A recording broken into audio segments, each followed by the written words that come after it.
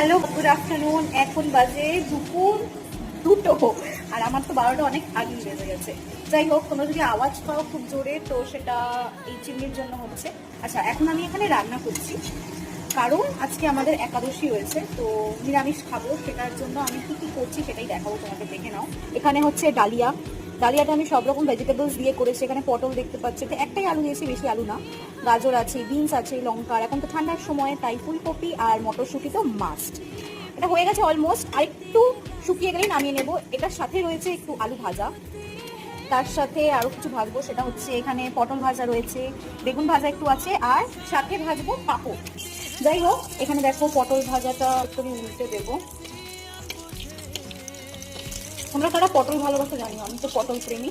আচ্ছা, ডালিয়াটা হয়ে গেছে, এখনই আমি দেবো। তো একটু ঘি গরম মশলা দেবো, সেটাতে স্বাদটা আরো ইনহ্যান্স হবে।